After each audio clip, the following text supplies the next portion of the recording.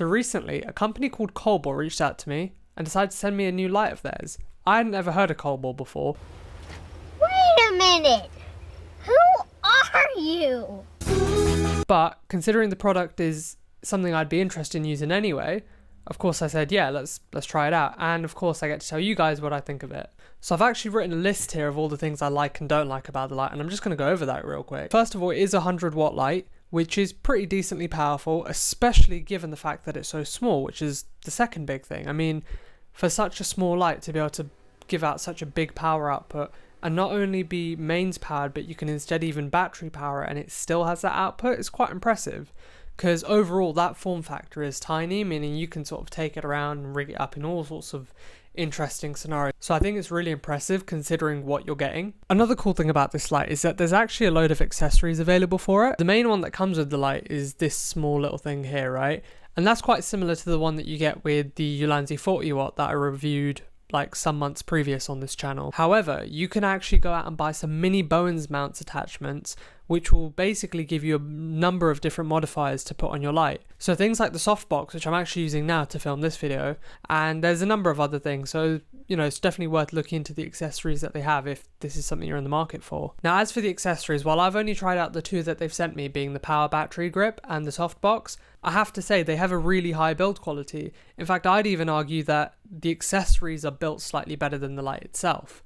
But again, there is a reason for that. The light is trying to be small and lightweight, so I do of course understand why they may have chosen to cut costs there in the light department, because you're getting a cheaper light, but also for the weight factor, it does, I guess, make it weigh less. But you could argue that that is purely cost cutting and they should have just built it better. So it's up to you to decide. I wouldn't say it feels cheap, I just think when you compare it, it feels a lot less heavy. But that is another pro for the light. It's super lightweight.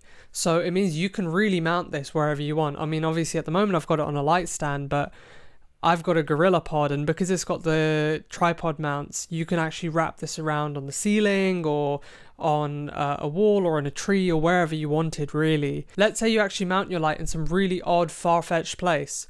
Well, how do you control it? The light has an app. And you know what? It's pretty good. I would say it's probably like 80% of the way to being like Sidus Link. Obviously nothing is going to compete with Sidus Link, but the light itself pairs really easily with your phone, and I've not had any issues, any dropouts, anything like that while using the app. Of course I do wish it was Sidus Link, and I wish it meshed into the Sidus Link network so I could use it with a whole host of other lights, but you know what, it's fine. It's fine. I mean, I'm just complaining because I can. I'm fine. Really? Absolutely. I'm fine. Speaking of complaints, let's get into all the cons and the things I think could be definitely improved with this light. So I have my list here and I'm going to go over them. First of all, screw mount. It's really annoying, and it actually cost me being able to use this light at an event. So the mount it comes with, it's actually currently stuck onto my baby pin adapter, so it's just not coming off, and it lives on there now, so maybe avoid using that piece. You can't hot swap the battery and the mains power. In fact, if you do so, I saw a video that said it will short circuit, so don't do that.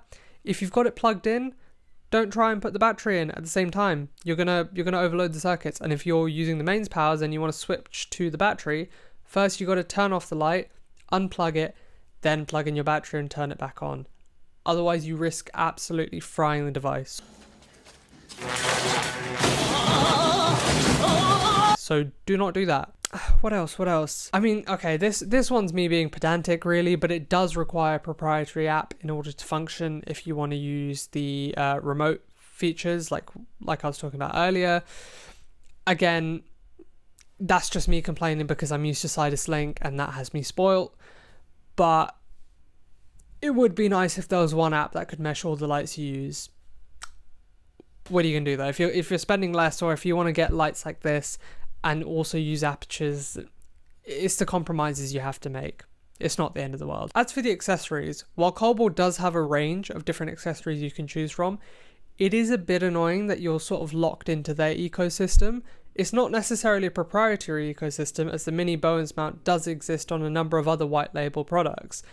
It's just a lot less common of a system, and whereas many people will be using the Bowens mount, you're going to be a lot more hard pressed to find mini Bowens mount accessories that you already have or use, unless you use other lights that are similar to this already. The only other real thing that I would have to complain about, I guess if I'm being quite pedantic, is that the fan can get a little bit loud. It's a small light, it's quite a powerful light for the size, so I mean, what else do you expect really?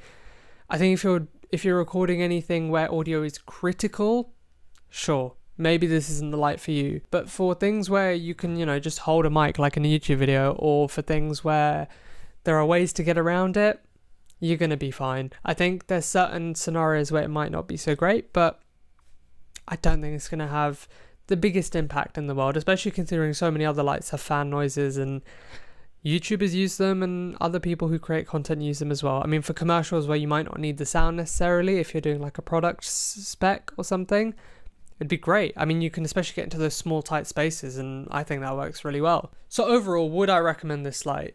If it's within your budget, I think it's a really solid product. I've used it a couple of times in a few little projects I've done, and it's just a handy little kicker. I wouldn't say it's going to replace your main key light like I'm doing here. I mean, this is like a bit of a weird scenario to be doing it, but it's definitely a very solid product, and I do quite like it. So that's my review of the Colbor 100 watt light. I hope you very much enjoyed, and I will see you whenever I next see you. Goodbye.